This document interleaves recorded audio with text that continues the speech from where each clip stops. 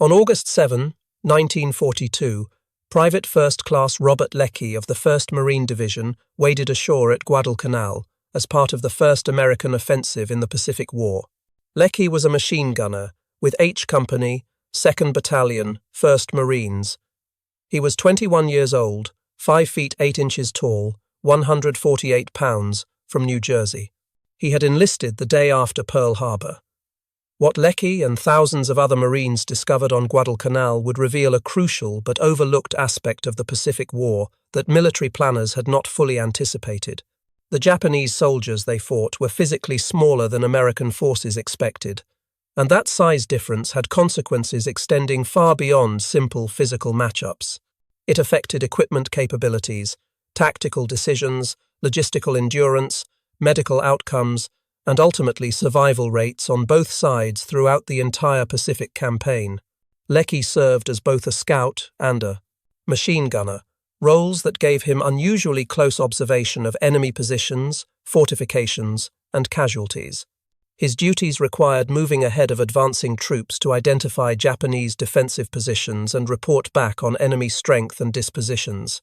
This meant Leckie spent more time examining Japanese fortifications, captured equipment, and enemy dead than most infantrymen in standard rifle companies.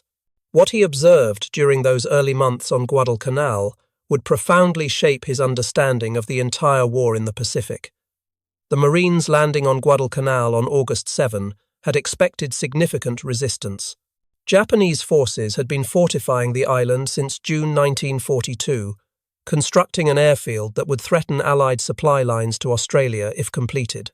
American strategists considered Guadalcanal critical enough to launch the first American offensive of the Pacific War there, committing the entire 1st Marine Division to the operation, plus supporting elements from the Navy and Army Air Forces. But the initial landing met almost no resistance. Japanese construction workers and naval troops had withdrawn inland when American ships appeared offshore, leaving the coast essentially undefended.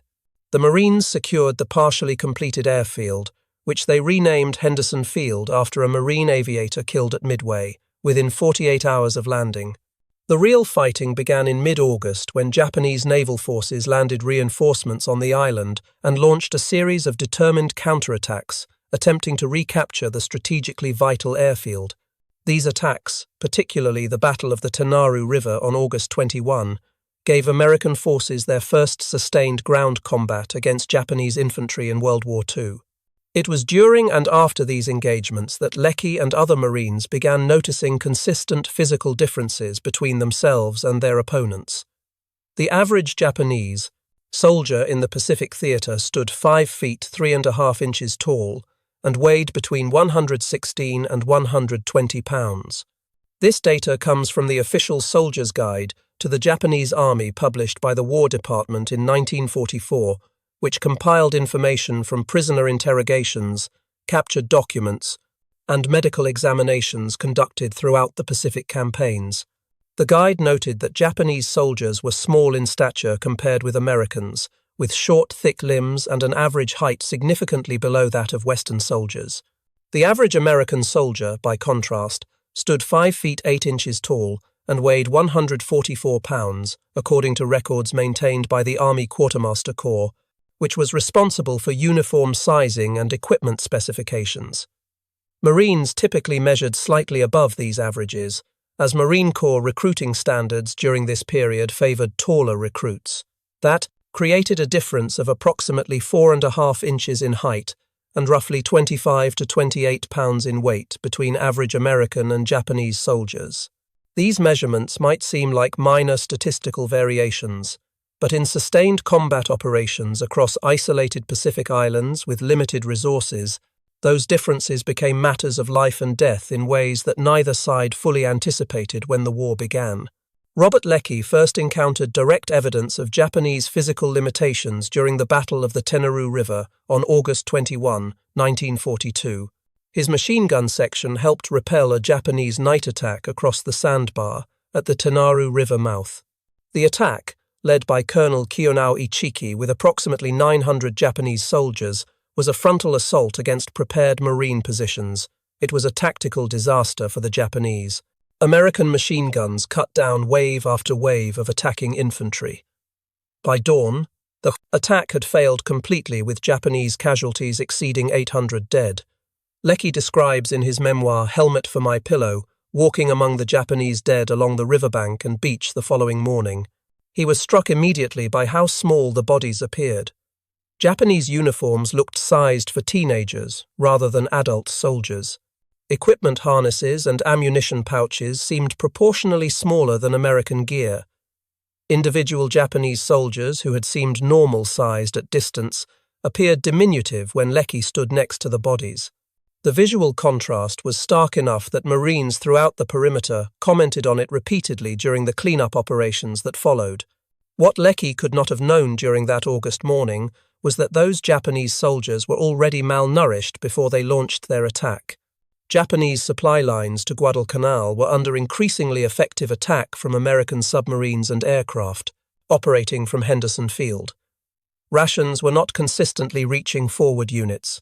Men who should have been receiving the standard Japanese Army ration of 3,400 calories per day were receiving significantly less, sometimes half that amount or even less, depending on how recently supplies had arrived.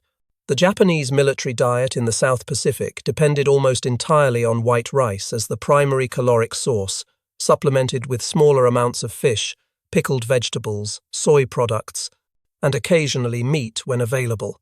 White rice provides adequate calories to sustain basic metabolic functions, but it lacks essential vitamins and minerals, particularly thiamine, vitamin C, and various B vitamins. Without adequate supplementation from other food sources, soldiers on rice-heavy diets quickly developed nutritional deficiency diseases. The most common deficiency disease affecting Japanese forces was beriberi, caused by thiamine deficiency. Early, symptoms include fatigue, irritability, and poor memory. As the condition worsens, it causes muscle weakness, peripheral nerve damage, leg swelling, difficulty walking, and cardiovascular problems. In severe cases, beriberi causes heart failure and death. Captured Japanese medical records from Guadalcanal, translated by American intelligence officers after the battle, documented widespread beriberi cases throughout the Japanese garrison as early as September 1942, just weeks after major combat operations began. The captured medical documents revealed a grim progression. Soldiers arriving at Guadalcanal typically weighed between 120 and 130 pounds.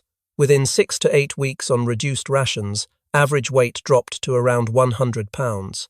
After 3 months, soldiers were losing the ability to perform strenuous physical labor. After 4 months, many could barely walk due to beriberi-related leg weakness and swelling. The medical records documented soldiers dropping from 100 pounds to 90 pounds, then to 80 pounds, then dying from a combination of malnutrition, disease, and complications from minor wounds that healthy bodies would have survived. On Guadalcanal alone, Japanese forces lost more than 30,000 men during the 6-month campaign from August 1942 through February 1943. Of those, approximately 15,000 died from starvation and disease. Fewer than 5,000 died in direct combat with American forces.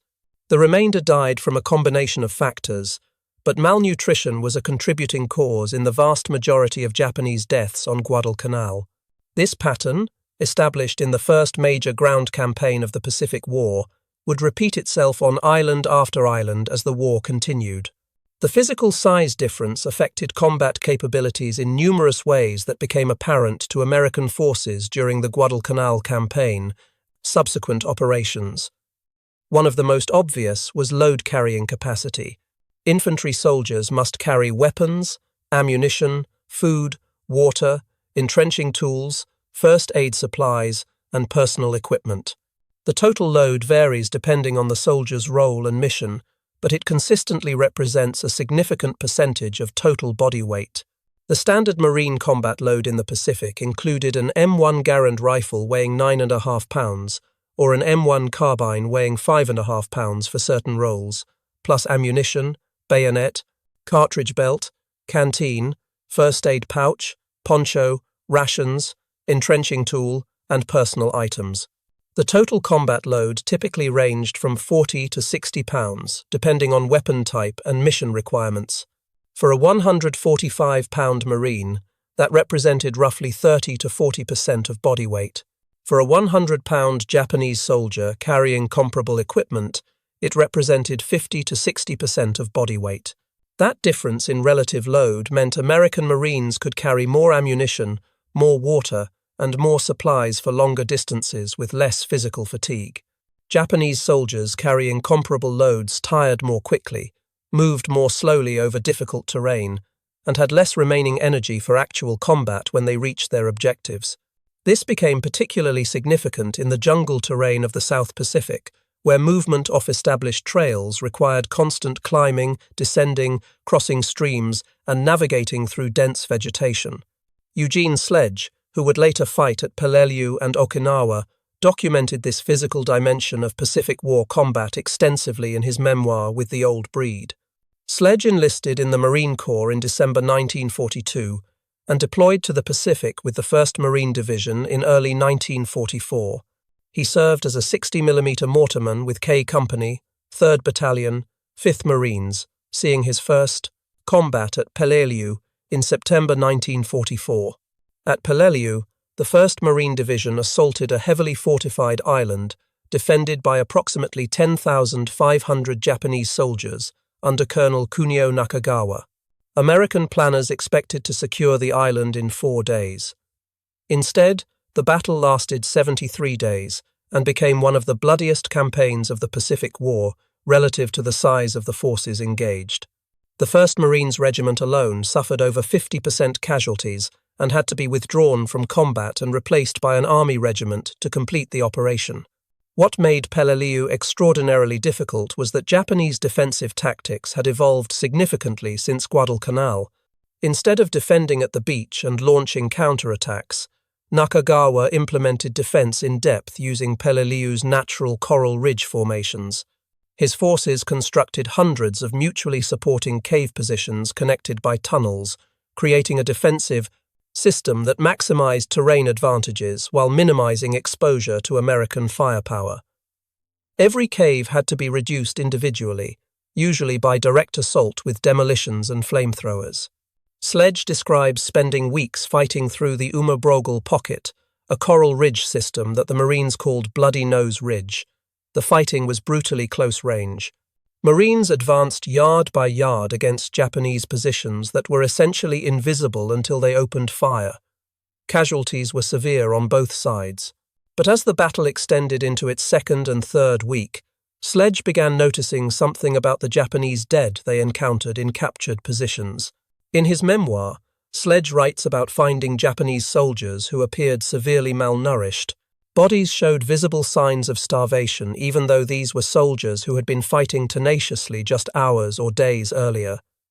Ribs protruded prominently through skin.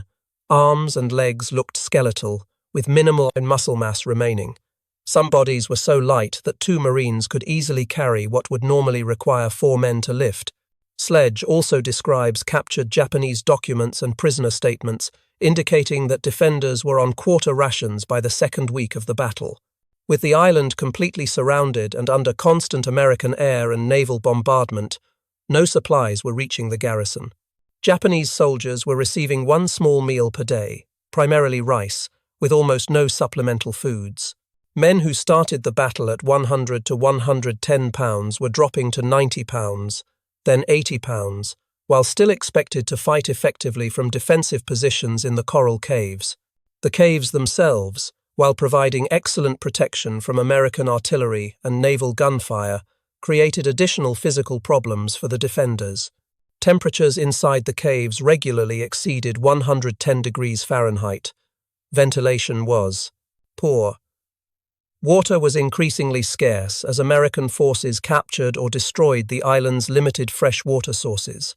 Japanese soldiers were simultaneously starving and dehydrating in an environment that made both conditions rapidly worse.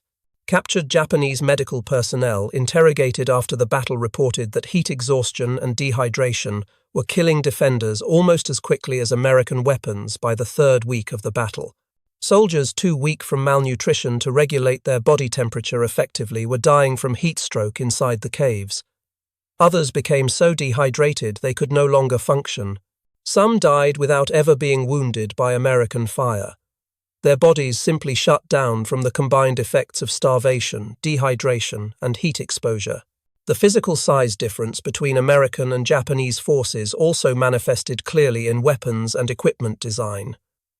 The M2 flamethrower, one of the most important weapons for reducing Japanese fortified positions, weighed 68 pounds when fully fueled with napalm. It consisted of 2 fuel tanks carried on a backpack frame, a nitrogen pressure tank, connecting hoses, and a firing nozzle with trigger mechanism. Operating the weapon required significant upper body strength to aim the nozzle while maintaining balance, plus the physical stamina to carry 68 pounds of equipment in combat conditions.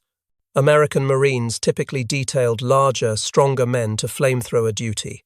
A Marine weighing 160 to 180 pounds could operate the M2 effectively, though it remained physically demanding work. The weapon's fuel provided about 7 to 9 seconds of continuous fire at effective range of approximately 20 to 30 yards, which meant flamethrower operators had to approach dangerously close to enemy positions, expose themselves to fire while aiming and operating the weapon, then withdraw while carrying the still heavy equipment. 4.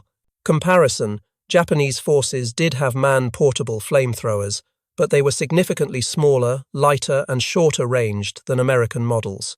The Type 93 and Type 100 flamethrowers weighed approximately 50 to 55 pounds when fueled, had ranges of only 15 to 20 yards, and saw very limited use in combat.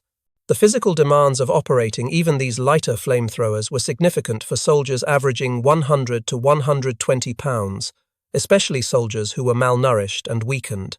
As a result, Japanese forces relied much more heavily on traditional weapons like machine guns, mortars, and hand grenades for defensive operations. Heavy machine guns presented similar load challenges. The Type 92 heavy machine gun, the standard Japanese heavy machine gun throughout the war, weighed approximately 110 pounds with its tripod mount and another 20 pounds for a typical combat load of ammunition.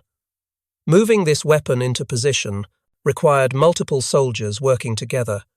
For American forces with Marines averaging 150 to 180 pounds, moving comparable heavy weapons was strenuous but manageable.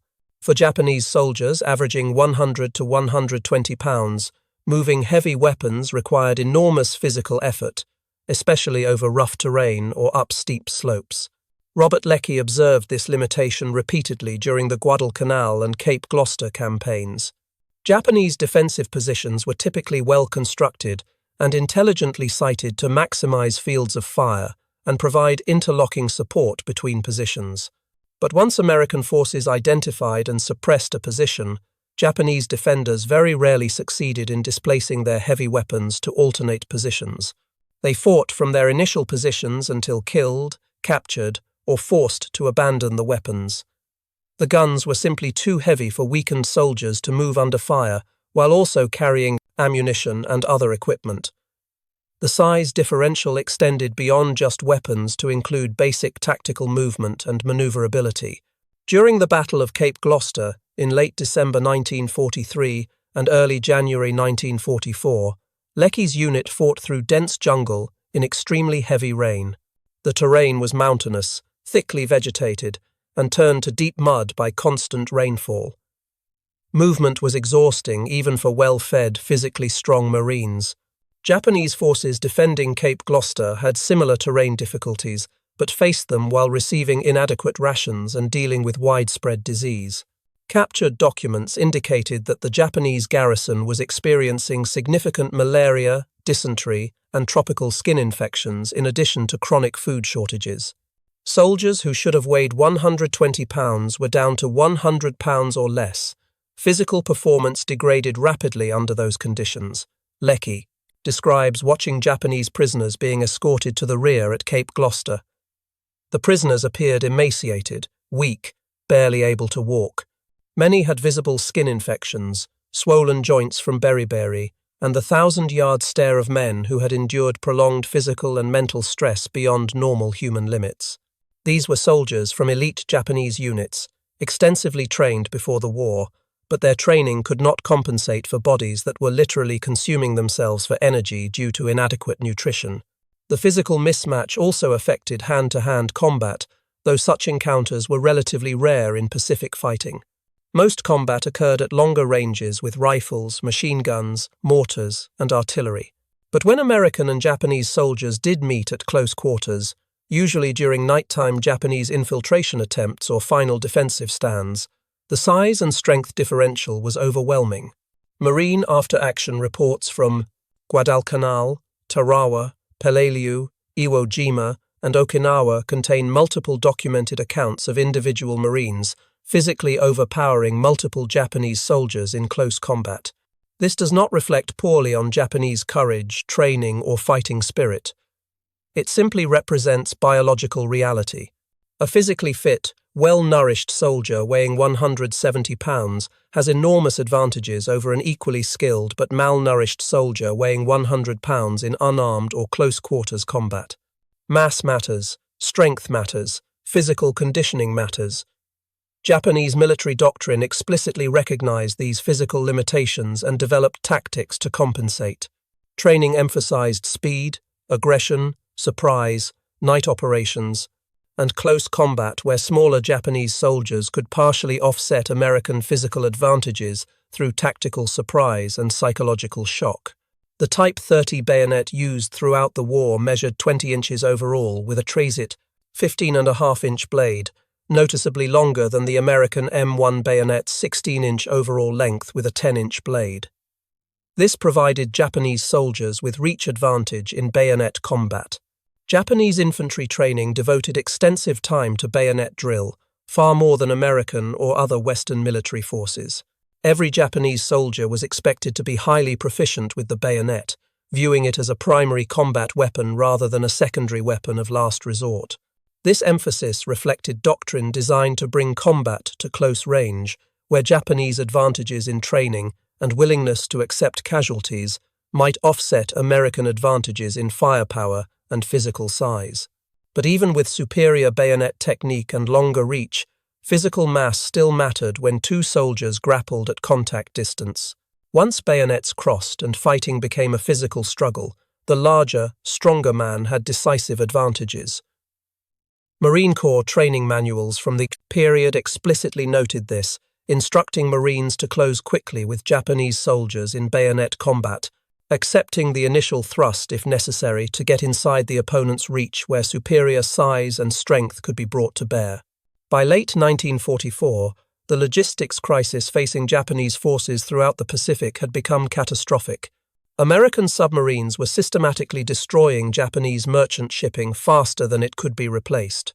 The Japanese merchant marine, which numbered approximately 6 million tons at the start of the Pacific War, had been reduced to approximately 2 million tons by December 1944. Most of that remaining tonnage was bottled up in Japanese home waters or operating exclusively in the Sea of Japan, where American submarines could not easily reach.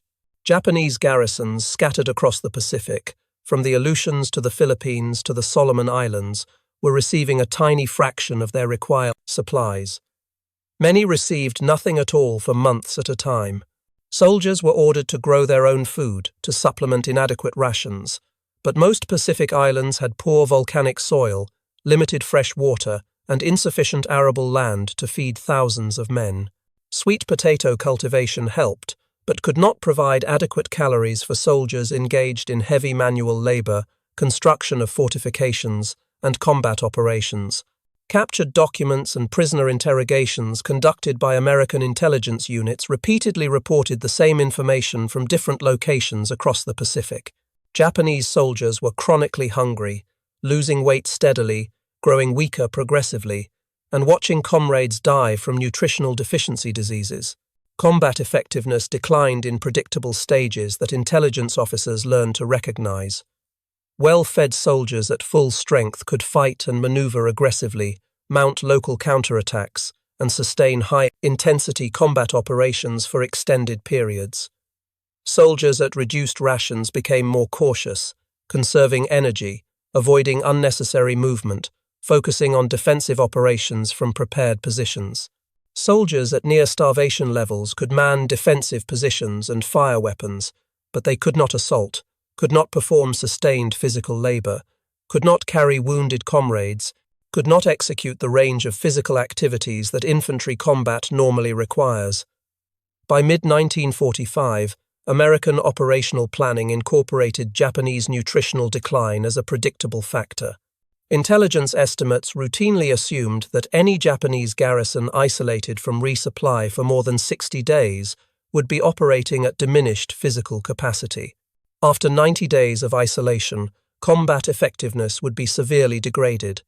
After 120 days, starvation would be killing more Japanese soldiers than American military action. This assessment informed American strategy for dealing with Japanese garrisons on islands that were not strategically essential for the advance toward Japan. Rather than assault every defended island, American forces increasingly bypassed Japanese garrisons, establishing air and naval dominance around them to prevent resupply or evacuation, then leaving them to slowly collapse from starvation and disease. This strategy, sometimes called island hopping or leapfrogging, saved American lives by avoiding costly assaults while still neutralizing Japanese forces through simple logistics failure. The Battle of Iwo Jima in February and March 1945 illustrated another dimension of the physical size differential. Japanese forces under Lieutenant General Tadamichi Kuribayashi had spent months constructing elaborate underground defenses across the island. The fortification system included more than 18 kilometers of tunnels connecting over 1,500 defensive positions, including bunkers, artillery positions, mortar pits, and machine gun nests. The tunnels provided protected movement routes, allowing Japanese defenders to shift forces without exposure to American firepower. But the tunnels were designed around the physical dimensions of Japanese soldiers. Tunnel heights averaged 5 feet 4 to 5 feet 8 inches, adequate for soldiers averaging 5 feet 3 inches in height but cramped for American Marines, many of whom stood over 6 feet tall. Inside the tunnel systems, Japanese defenders had a significant mobility advantage. They could move freely at full height, while American Marines advancing into the tunnels had to crouch or crawl, making them slower and presenting easier targets. American combat engineers quickly recognized this tactical problem. The solution was to avoid tunnel fighting as much as possible. Engineer teams sealed tunnel entrances with demolitions, used bulldozers to collapse entire tunnel sections, and pumped smoke or burning gasoline into tunnel openings to force defenders out. Tank-mounted flamethrowers proved especially effective, pumping napalm into cave and tunnel entrances, filling the interior spaces with fire and toxic smoke that made them uninhabitable. Japanese soldiers either evacuated into coordinated American fire or died from heat and smoke inhalation inside the tunnels. These tactics were brutal but effective. They reflected American adaptation to fighting conditions where the physical dimensions of defensive positions favored smaller defenders. If American Marines could not easily enter and clear tunnel systems designed for smaller men, they would make the tunnels death traps for anyone inside them. This tactical adaptation saved American lives by avoiding close quarters fighting in spaces where size became a liability rather than an advantage. Medical data systematically collected from captured Japanese prisoners and examination of enemy dead-confirmed field observations throughout the fall, Pacific campaigns. Medical officers attached to Marine and Army units documented that captured Japanese prisoners weighed an average of 108 pounds at the time of capture. More than 70% showed clinical signs of malnutrition, including muscle wasting, subcutaneous fat loss, edema, skin lesions, and various vitamin deficiency diseases. Over 40% exhibited symptoms of beriberi. More than 12% showed signs of scurvy from vitamin C deficiency.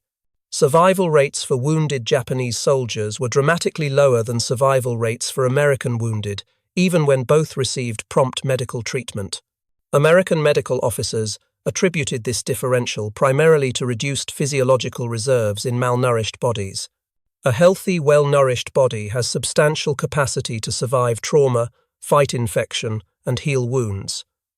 A malnourished body, operating near the limits of its resources, has minimal reserve capacity. blood loss that a healthy person might survive proves fatal to someone already physiologically compromised. Infections that would normally be controlled by the immune system become overwhelming. Wounds that would heal in a healthy body become fatal complications in a starving body. Navy medical corpsmen serving with Marine units documented these differences throughout the Pacific campaigns. Corpsmen noted that Japanese wounded required less morphine for effective pain management compared to American wounded with similar injuries. Initial assumptions attributed this to cultural differences in pain tolerance or stoicism. However, medical officers conducting systematic reviews realized the actual explanation was simpler. Dosage calculations are based on body weight. A 110-pound patient requires proportionally less medication to achieve therapeutic effect than a 170-pound patient with the same injury. Smaller bodies need smaller doses. What appeared to be differences in pain tolerance were actually differences in pharmacological requirements based on body mass. Medical officers also documented that minor wounds which American casualties routinely survived frequently proved fatal for Japanese casualties. A bullet wound to an extremity that would cause an American soldier to be hospitalized briefly, then return to duty, often killed a Japanese soldier through infection or complications from blood loss. Malnutrition weakens immune system function, impairs wound healing, reduces the body's ability to generate new blood cells, and leaves patients vulnerable to infections that healthy bodies would resist. Japanese soldiers wounded in combat were dying from complications that reflected months of inadequate nutrition as much as the immediate trauma from their wounds. The Japanese soldiers who survived serious wounds long enough to be captured and receive American medical care were exceptional cases, not representative of the majority who died from their wounds in the field or succumbed to infection before reaching aid stations. Japanese military medical capabilities, even under optimal conditions with adequate supplies, were inferior to American medical support in terms of surgical capability, blood supply, antibiotics, and evacuation systems. Combined with chronic supply shortages that left Japanese medical units without adequate medications, surgical supplies, or even basic bandages, the survival rate for seriously wounded Japanese soldiers was extremely low compared to American casualty survival rates. American medical evacuation systems in the Pacific evolved to become remarkably effective by 1944 and 1945. Wounded Marines could expect to be reached by corpsmen within minutes of being hit. Corpsmen provided immediate first aid, including hemorrhage control, splinting, and morphine administration. Casualties were evacuated to battalion aid stations within an hour in most cases, where doctors provided emergency, surgical intervention. Serious cases were evacuated to hospital ships or rear area hospitals within hours. The entire system was designed to move casualties from point of wounding to definitive surgical care as rapidly as possible. Japanese forces had no comparable system. Medical personnel were limited. Supplies were inadequate even early in the war and became critically short as supply lines were severed. Evacuation was often impossible from isolated island garrisons under siege. Wounded Japanese soldiers received whatever limited care was available at their immediate location, then either recovered or died based primarily on the severity of their wounds and their underlying physical condition. Soldiers who were already malnourished and weakened had minimal chance of surviving serious wounds under these conditions. The Battle of Tarawa in November 1943 provided American forces with their first experience assaulting a heavily fortified atoll defended by well-supplied Japanese forces. Unlike Guadalcanal, where Japanese supply problems developed over months, the Tarawa garrison had been supplied adequately up until the American assault began. This allowed direct comparison of combat performance between well-fed Japanese defenders and the malnourished forces Americans had encountered elsewhere. The Japanese garrison on Betio Island in Tarawa Atoll numbered approximately 4,500 combat troops under Rear Admiral Keiji Shibazaki. They had constructed elaborate beach defenses including concrete pillboxes, coastal guns, beach obstacles, and extensive trench systems.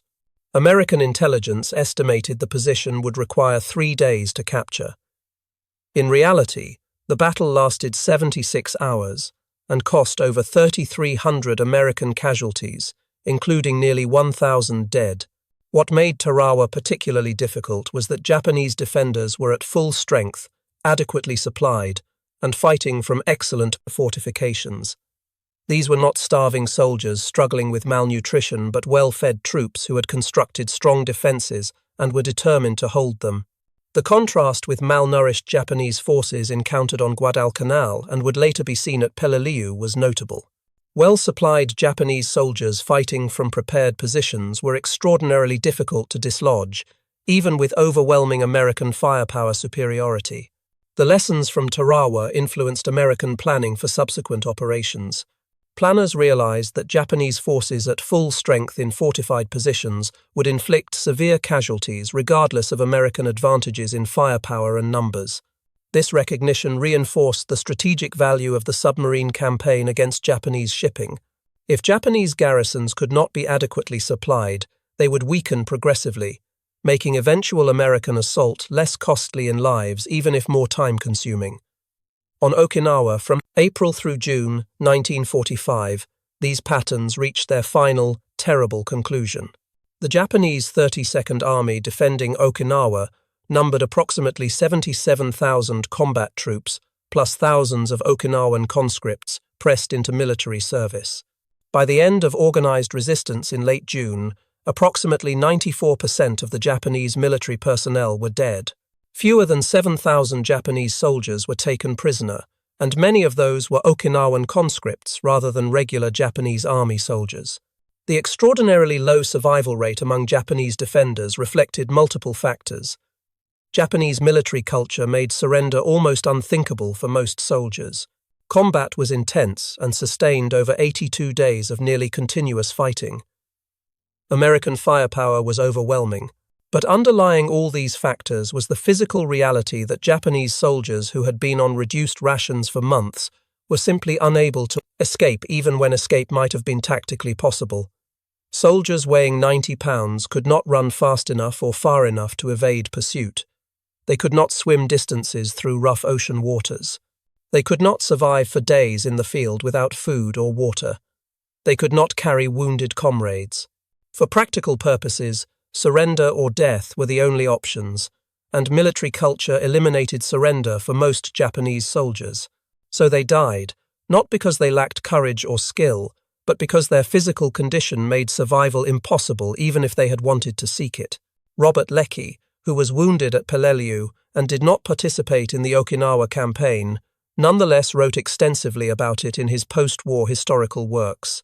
He recognized that Japanese soldiers on Okinawa had fought with extraordinary courage while physically deteriorating from malnutrition and disease.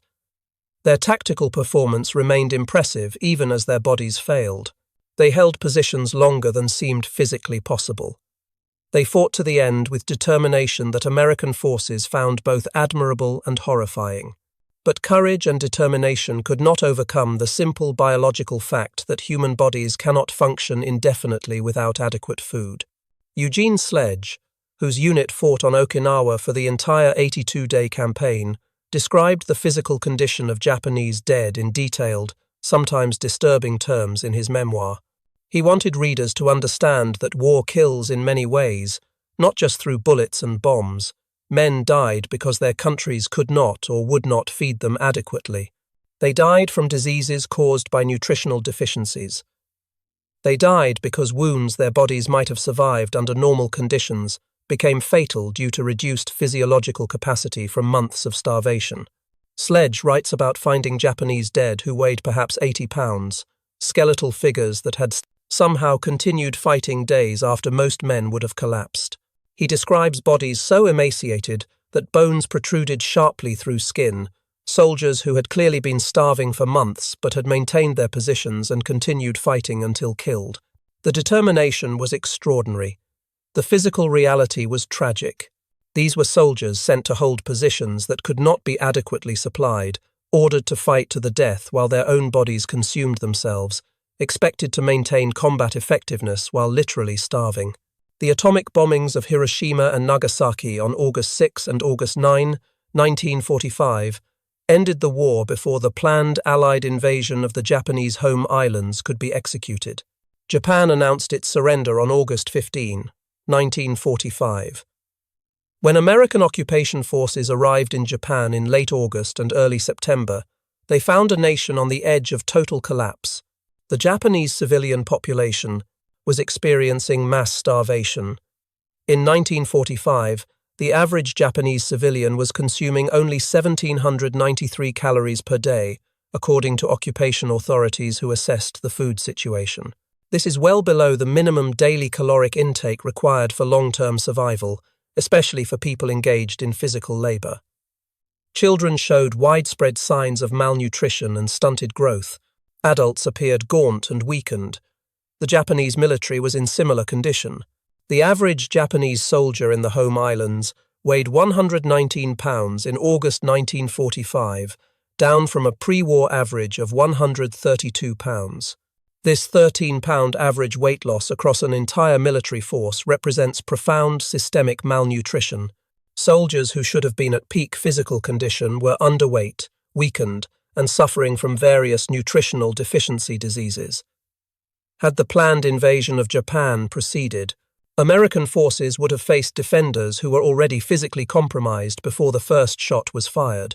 The physical size difference between American Marines and Japanese soldiers was not the primary reason America won the Pacific War.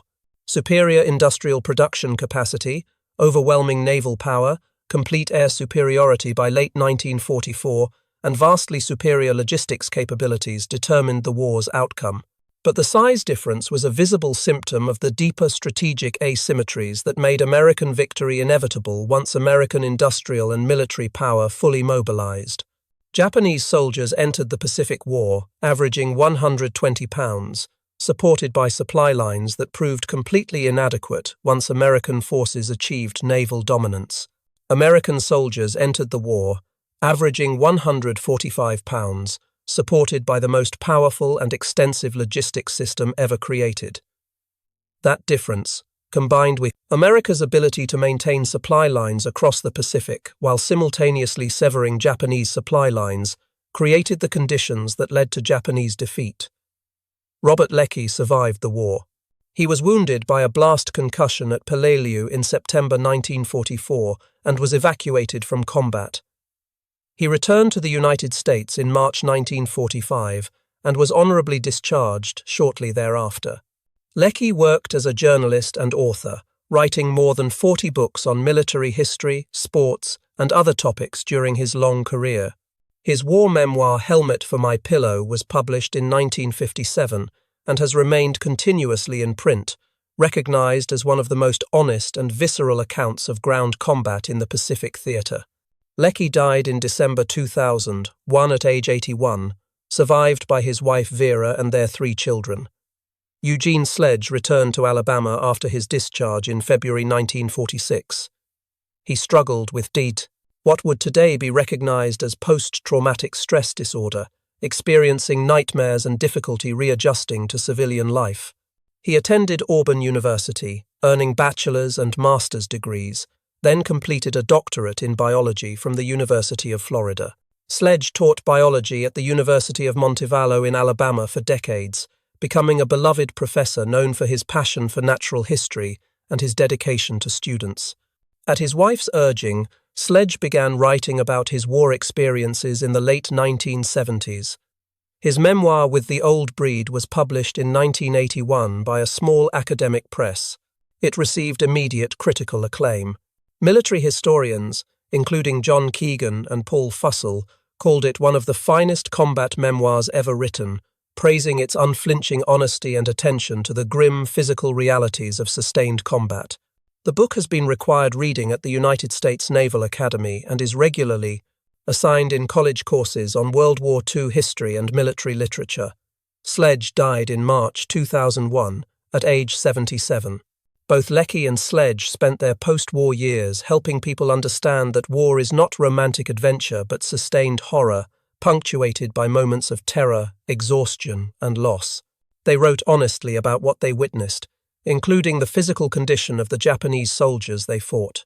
They described emaciated bodies, visible evidence of starvation, and the physical manifestations of logistical failure written on the corpses of men who had fought courageously until their bodies failed them.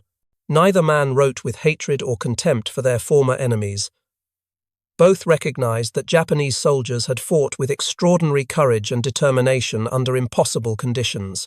But both also understood that Japan had sent hundreds of thousands of soldiers to fight a war the nation lacked the resources to sustain. Japanese soldiers did not lose because they were inferior fighters. They lost because American submarines cut the supply lines that should have fed them, because their nation's industrial capacity could not match American production, and because their own bodies eventually consumed themselves when adequate food stopped arriving. The historical record assembled in the decades after the war makes absolutely clear what individual American servicemen observed during the conflict, but lacked comprehensive data to fully document. Japanese military forces throughout the Pacific suffered catastrophic nutritional deficiency that progressively degraded their combat effectiveness from 1942 through 1945.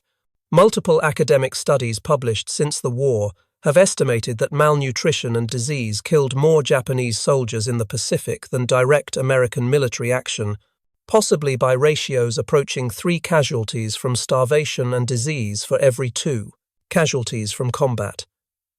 On isolated island garrisons that were bypassed by American advances, the ratios were far more extreme.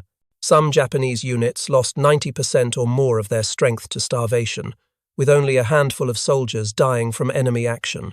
Islands in New Guinea, the Northern Solomons, and other bypassed locations became death traps where Japanese soldiers slowly starved, unable to grow adequate food, unable to receive supplies, and unable to escape. The 4.5-inch height difference and 25-pound weight difference between average American Marines and average Japanese soldiers reflected the enormous disparity in logistical capabilities between the two nations at war. The United States could feed its military forces adequately throughout the conflict, while simultaneously providing vast quantities of food aid to allied nations. Japan could not adequately feed even its own military forces, once American control of the sea lanes made regular shipping impossible. That simple fact shaped tactical decisions, determined survival rates, influenced the outcomes of specific battles, and contributed significantly to the overall trajectory of the Pacific War. This is not a narrative about superior American genetics or inferior Japanese physiology. Both populations produced physically capable soldiers. This is a story about what happens when one combatant nation maintains control of supply lines while systematically severing the opponent's supply lines. It is about soldiers sent to defend islands that could not sustain them logistically, ordered to hold positions that could not be adequately supplied, and left to slowly waste away while still expected to maintain combat effectiveness. The courage of Japanese soldiers fighting under these conditions was remarkable. Individual acts of heroism and determination were commonplace. Units fought effectively long after they should have been combat ineffective based on their physical condition. But courage could not manufacture food that did not exist. Determination could not overcome the biological requirements of human metabolism.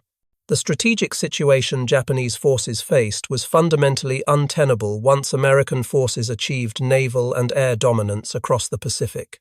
The lessons from the Pacific War's logistics dimension remain relevant for modern military forces. Logistics capabilities are not peripheral to combat effectiveness, but central to it.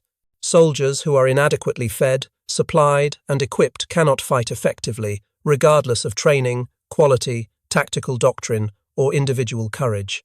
The human body has physical requirements that cannot be ignored or overcome through willpower alone. Calories matter. Nutrition matters. Supply line security matters. These are not support functions subordinate to combat operations, but essential enabling factors without which combat operations cannot be sustained. American military doctrine today emphasizes logistics as a fundamental element of combat power, on par with maneuver, firepower, and protection. That doctrinal emphasis traces directly to lessons learned in World War II, particularly in the Pacific Theater, where American forces witnessed firsthand the consequences of inadequate logistics. The emaciated bodies of Japanese defenders on Pacific Islands became lasting object lessons in why supply lines must be protected, why logistics infrastructure must be maintained, and why feeding soldiers adequately is not an optional aspect of military operations but an essential prerequisite for sustained combat effectiveness. If you found this exploration of overlooked dimensions of Pacific War history informative and thought-provoking, please consider liking this video to help us reach others interested in serious historical analysis. Subscribe to stay connected with detailed examinations of military history that go beyond conventional battle narratives to explore the human and logistical realities that determined outcomes. We appreciate hearing your perspective in the comments section about what aspects of World War II history you would like to see explored in future analyses. Our community includes military veterans, professional historians, students, and people simply seeking to understand how wars are actually fought and won at the human level. Thank you for watching, and thank you for engaging thoughtfully with difficult history that deserves to be remembered and understood.